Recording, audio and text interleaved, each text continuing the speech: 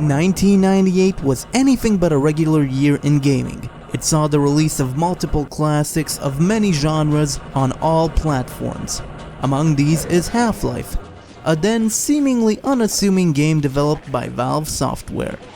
Suffice it to say, its impact cannot be understated.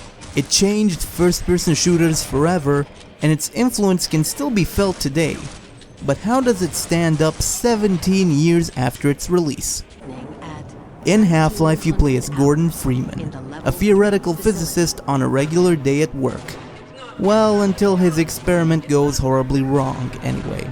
In the first chapter, you are given the opportunity to get used to how the game works and the setting before being plunged into the adventure.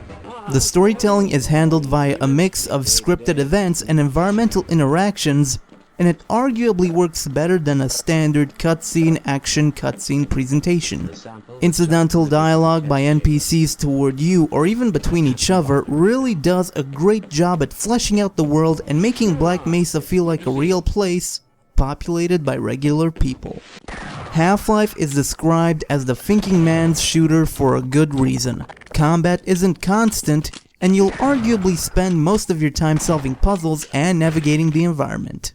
Examining your surroundings always reveals clues, and as such, as long as you pay close attention every now and then, the puzzles are actually a breeze, yet they're still satisfying thanks to their mostly intuitive solutions. You start off unarmed, but unlock weapons as you progress through the game. Also, enemies are initially just moderately threatening aliens, but as you progress, you encounter marines, and even armor and helicopters. Every single encounter feels different from the previous one.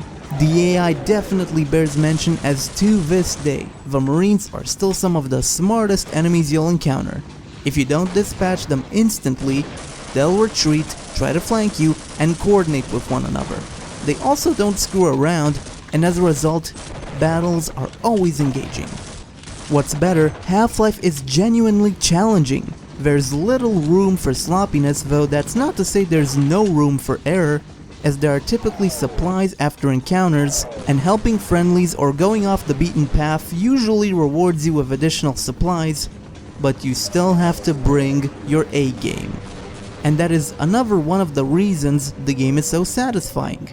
That said, there is a fair bit of platforming, and while it isn't that bad, it can become slightly annoying due to the somewhat loose handling of Gordon and the fact that you can't see your damn legs. The game looked great for its time, though model variety is sorely lacking.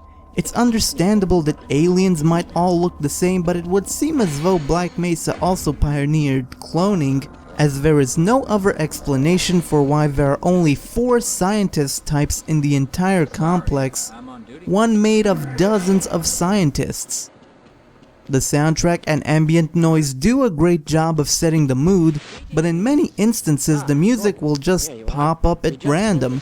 It's always appropriate, but perhaps it could have been slightly better integrated within the game.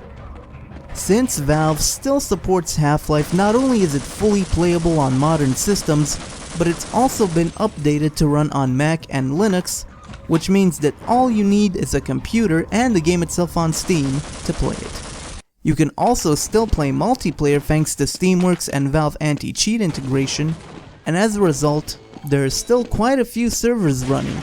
At the time of release, it was criticized for being generic deathmatch, yet it's a lot of fun, and the support given to it means you can still play it and have fun without worrying about hackers, whereas most other games of that period are deserted nowadays. Half-Life is a timeless classic. Even though its design has been done to death and the graphics are now dated, it still represents a masterclass in world building and pacing. Yes, there's a lot of clumsy platforming, but it's called one of the best games ever for a good reason.